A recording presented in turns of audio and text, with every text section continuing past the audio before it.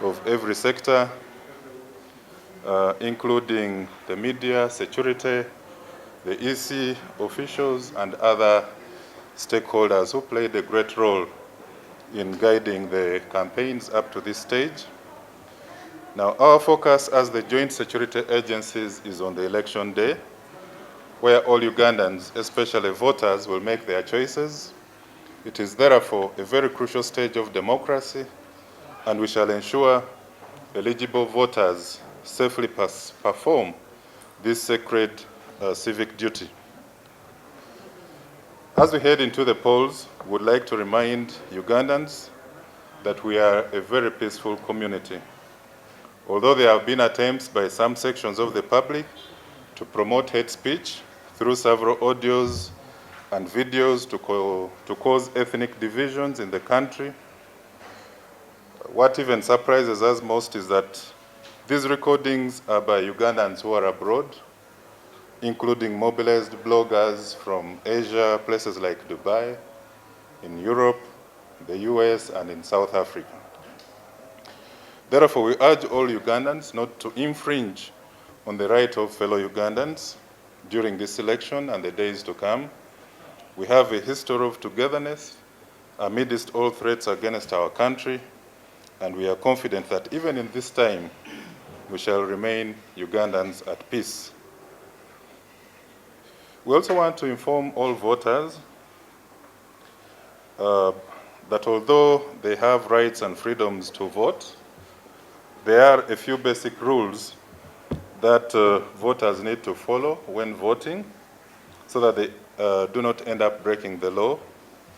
When usual engagements with the Electoral Commission, and they thought that we should also use this opportunity to remind Ugandans on the etiquette at polling centers, and these include every voter should make sure that they carry along their national ID only with them. And when they arrive, it is only Electoral Commission staff or polling agent or polling staff that will take them through the voting process. They should not be duped by other second or third party masqueraders. At the polling station, every voter will receive a ballot paper listing their casting candidates inside the polling station, because this can easily unsettle others. And we call upon voters that if they hear or learn of someone who is discussing a candidate inside the polling area, they should alert the polling officials and polling constables in the area. There is no distribution of election-related materials on polling day. It clearly shows political allegiance, and if in large groups, it can act as a form of intimidation. All employers are warned against refusing or obstructing their employees' time off for voting, or even penalizing them after voting. So this message goes out to all people who are employed in the private and public sector to take this note very, very clearly. Incidents of bribery at the polling center and debt in a certain way is not allowed. We have our intelligence teams that will be monitoring this. Also, acts where you come out to threaten someone or impose violence on others at the polling station are prohibited. We ask all candidates, campaign agents, not to campaign or on polling day. Displaying campaign symbols are prohibited. Verbally advocating for a specific candidate is prohibited. Campaign literature that certain candidates use at the final hour to give people literature regarding them is prohibited. In addition, wearing political attire to the polls, such as t-shirts, capes, is considered campaigning. Therefore, we should leave this political swag at home. We shall be able to counter and effect arrest of all those persons who are wearing any form of political attire. Regarding health, we want to remind all voters that voting safely during the pandemic requires wearing a mask, hand washing, using hand sanitizers, and observing social distance. So precautions are really important because of the high COVID threats within the community. Once again, we would like to, as the joint security agencies, reiterate that there are no specific threats targeting this election. However, we are prepared for any eventualities, including demonstrations and riots. And as the Joint Task Force, we already have an operational plan to ensure the protection and safety of all Ugandans and visitors in the country. And just like the spokesperson for the Ministry of Internal Affairs indicated, we want to assure all foreigners and investors in our country that these elections are not unique. These are the normal elections that we keep holding, and we want to assure them that they are going to be very, very peaceful. We have therefore heightened our levels of visibility and alertness as we go into the polls. If you could have monitored, there is additional manpower that has been deployed tactically in the field from the polling stations, the parish level, the sub-county level, and the county level. All villages, trading centers, as well as town and urban councils, municipalities, and cities are effectively covered in our deployment plans. Our task teams have been stationed at specific points, and they will be responsible for responding to any election-related calls. It is true that we shall not have presence, apart from the polling constables, 2 each at the polling station. But however, in case of any election-related concerns, we already have patrols at all levels on foot, motorcycles, and motorized along selected hotspotting polling centers, and we shall ensure that we respond. Out of the 146 districts, we have about 39 districts where we have increased vigilance, and we have special checkpoints and traffic enforcements accompanying our policing and enforcement efforts. We also have additional efforts that are focused on identifying, investigating individuals that intend to incite violence and engage in criminal activity, especially youth brigades. We have identified some of those. For instance, we have Agenda Chifuba Dembe. These ones are in Nansana, Mityana municipality. There are other youth brigades like 1010 in Mukono, Makindye, Nansana, Chirand, Nakawa. We have a youth brigade called Team Banyivu in Makindye and Rubaga. We have Hardbode, another youth brigade that plies along the northern bypass, Kawempe division. Then there is Team Jalia in Nakawa, Juakali in Chiyindi, in Buikwe, and a number of youth brigades in Teso sub-region, in Rukunjiri, in Imbarara, Arua, Gulu, and Jinja cities. We also have credible intelligence that the new presidential candidate, Honorable Kyagulanyi Ssentamu Robert, wants to go into hiding, possibly in one of the embassies, immediately after casting his vote, and thereafter alleged through his NUP networks and bloggers that he has been kidnapped by state operatives. This intention is to incite the public and cause another wave of protests like what happened during the arrest. We want to caution the Honorable Kyagulanyi Ssentamu Robert about using such tactics. We strongly condemn such tactics, and we issue a very strong warning to the candidate himself and all his campaign agents and perpetrators. There are also those who want to use tires and burn them, like what happened where we had over 300 hotspots that were involved in the burning of tires during the 18th, 19th November riots. Then we also have picked intelligence of some of the perpetrators who want to involve in targeted attacks against security personnel with even bows and arrows. Now, this is an act of terror, and it can attract very dire consequences amongst these attackers.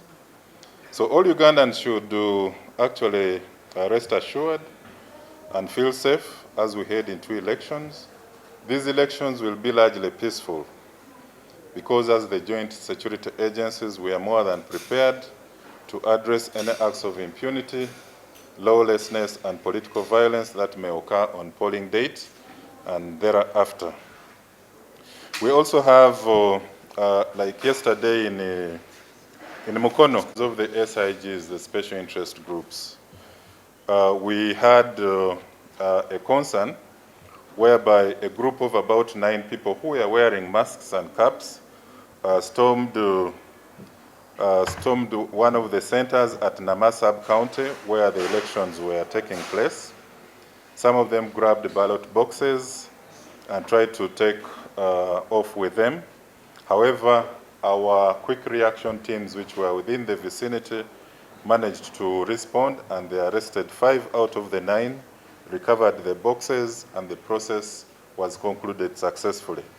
Among some of the suspects we have, there's Chiveru Mike, Luja Joseph, Mande Joffrey, Moze Rogers, Galabuzi Alimasi, and others, and these ones are being processed.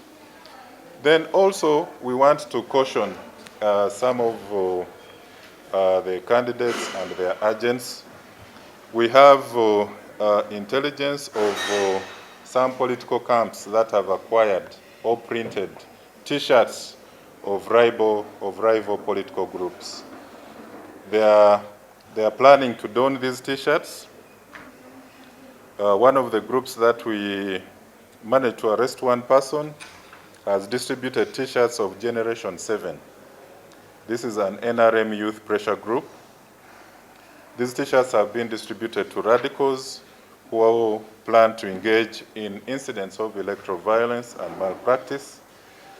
It mainly comprises of youth from mainly gyms, boxers who can withstand a physical fight or confrontation, altercation with the security agencies.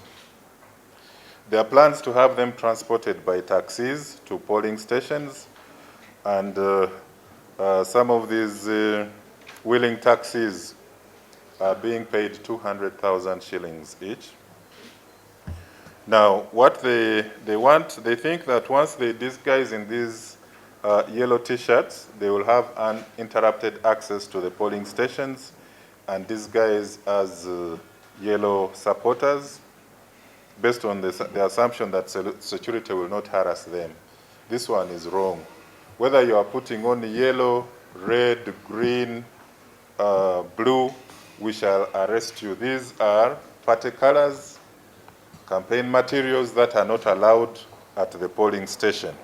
So any form of disruption of activities at the polling centers, we are going to ensure that such persons are arrested and charged. Twagala okumujjukiza okugenda ne national ID ye oba NIN ku lunaku olw'okulonda, ate bwe batuuka mu bifo ebyokulonda oba okulondesa, balina okulaba nti obuyambi bwonna bwonna babusaba eri abakubiriza okuva mu Electoral Commission. Temugenda eri abantu bano abalala kubanga abajja kubuzaabuza. Ojja kufuna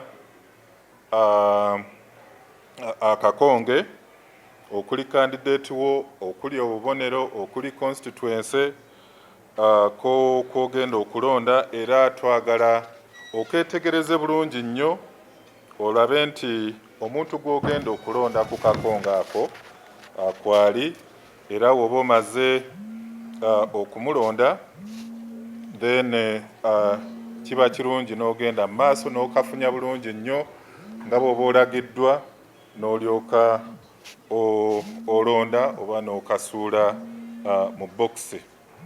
Mulimu abantu abakyamuse ennyo nti bandiyagadde n'okuwandiika amannya, nze gundi nze akulonze, oba n'okugenda mu maaso okuteekako omukono.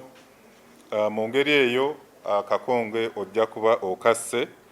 Mulimu abaagala okugenda ne kamera basobole okukuba akakonge kano ekifaananyi, oluusi n'okwekuba ka selfie ebyo tebikkirizibwa mu kifo aw'okulonda kubanga kikontana n'amateeka. Abantu abajja okusooka okuyitirako mu bifo mu binywero oyinza okuvaayo nga okooyekooye ate n'ojja oyonoona akakongeko. So tubasaba nti tujje nga tuli balamu bulungi nnyo tusobole okulonda obulungi. Abantu abalina obulemu n'obukosefu, abantu ab'ebifo bino mweyune abakulu abalondesa basobole okubayamba olw'obukosefu n'obunene bw'emyaka. Ebintu by'okulonda bibeera enkola ya kyama. Mulimu abantu nti bo ne babeera nga bali mu layini bagenda kulonda era osanga bateesa, banyumya, bagezaako okubuuza n'okuteesa ku bakandidate. Ekikolwa kino kiba kyaggaddwawo. Tewali kutandika ate kuteesa, kutandika kubuuliriza kwani kw'ogenda okulonda. Buli omu olutuuka wali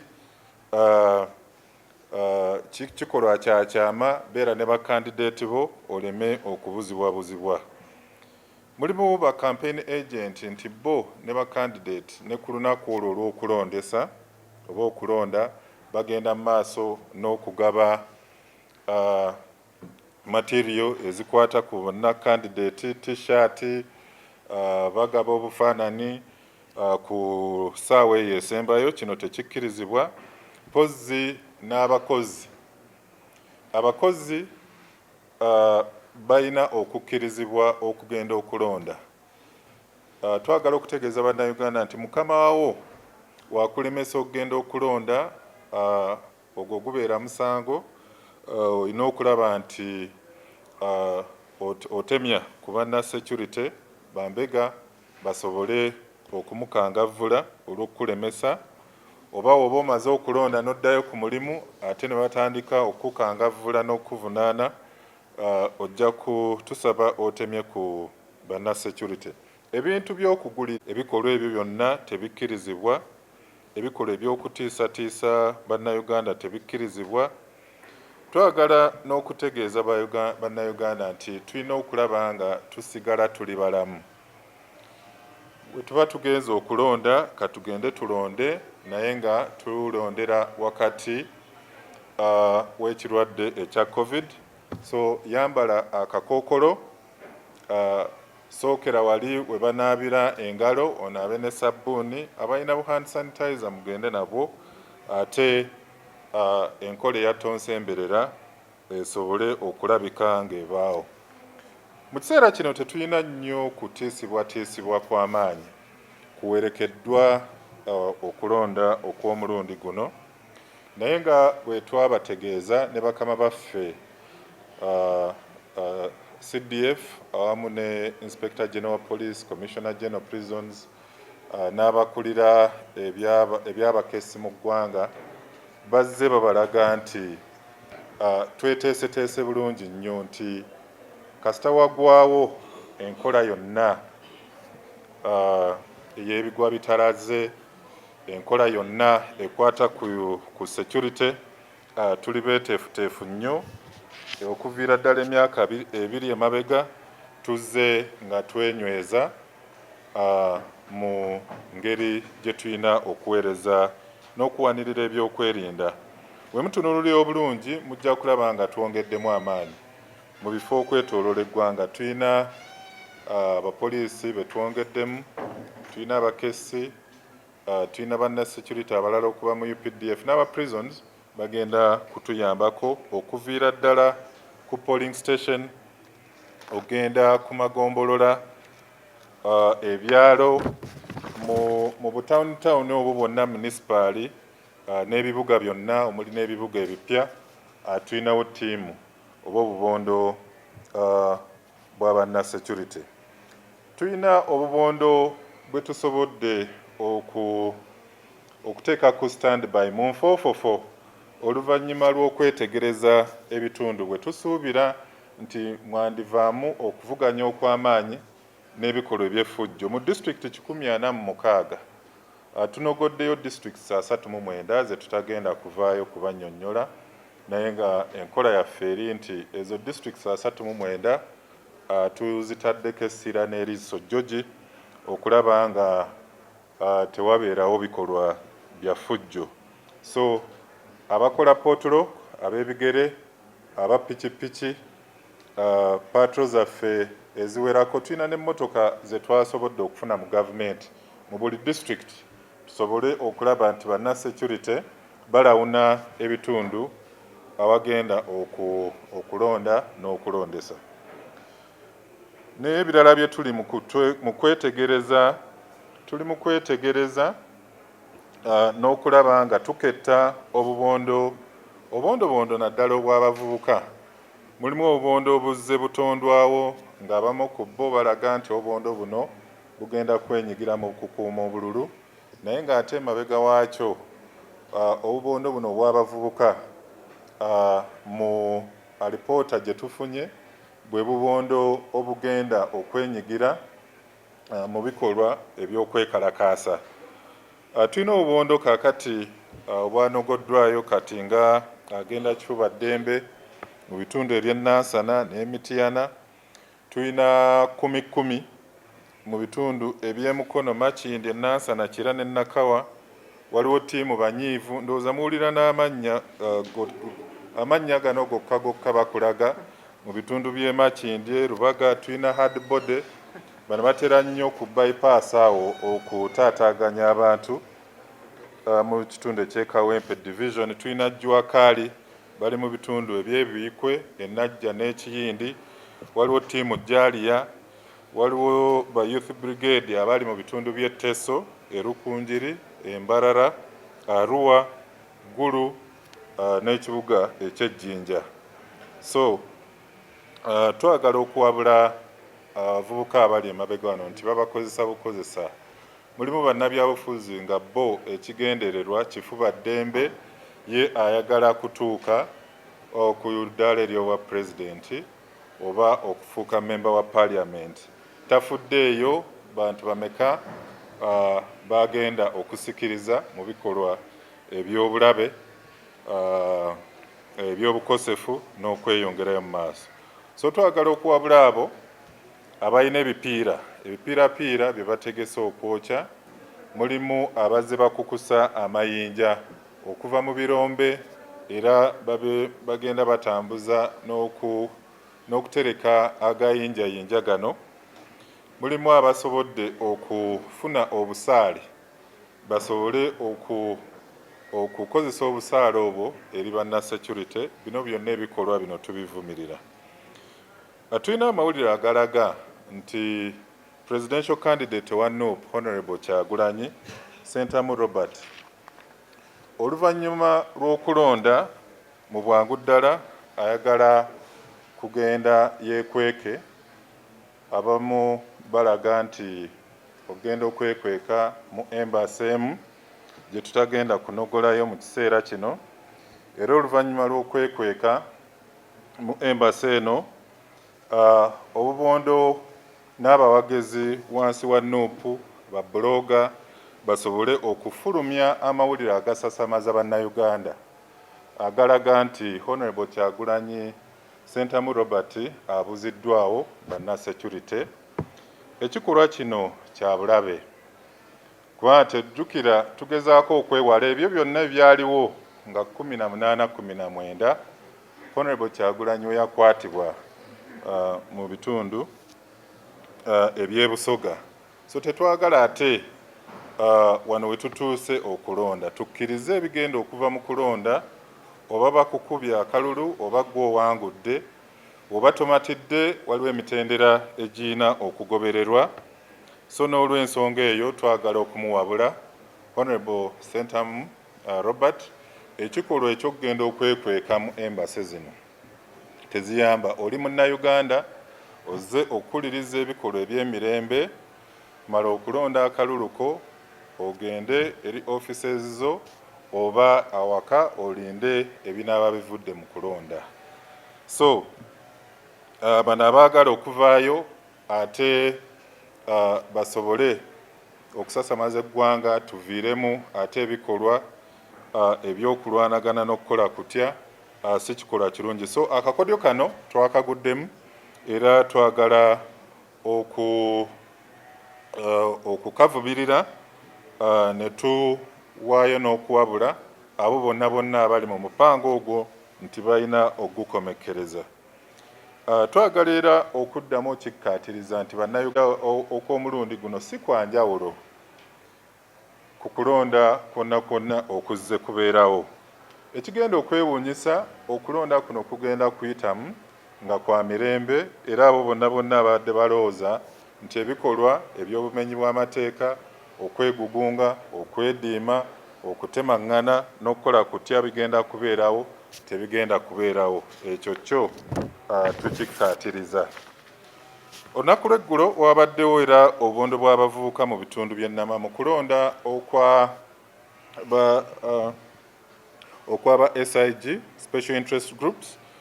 Waliwo abavubuka 9 abaavuddeyo. Akakodyo kano abakessi baffe baali bakafunye. Bano baalinze okulonda kunaatera okuggwa, oli olwalabye nga banaatera okumuwangula kwe kutemya ku kabondo k'abavubuka bano.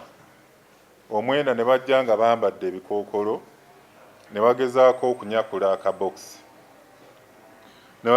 okunyakula akabokisi omwabadde obululu basobole okutaataaganya enkola eyo. Era mu bwangu ddala abakulembera okulonda mu kitundu ekyo baatemezzaako ku security ne tusobola okukwata abantu 5 kwabo 9 mulimu Kiberu Mike, Lujja Joseph, Mande Geoffrey, Moze Rogers ne Galabuza Alliance. Bali abalala 4 nabo tugenda kubalondoola. Bano tugenda kubavunaana n'omusango gw'okutaataaganya ebyokulonda n'ebikolwa ebirala eby'obumenyi bw'amateeka. Era mu ngeri y'emu mulimu akabondo, obubondo obugezaako okulaba nti bafuna t-shirt eziri mu langi ez'ebibiina ebirala ze bavuganya nazo. Naye ng'okusingira ddala waliwo abazze abavubuka nga bafulumizza t-shirt eziwandikiddwako Generation 7, t-shirt za yellow. Mulimu abalowooza nti oba oyambadde yellow etteeka terikuvunaana oba obeera waggulu w'amateeka. Ekyo si kituufu.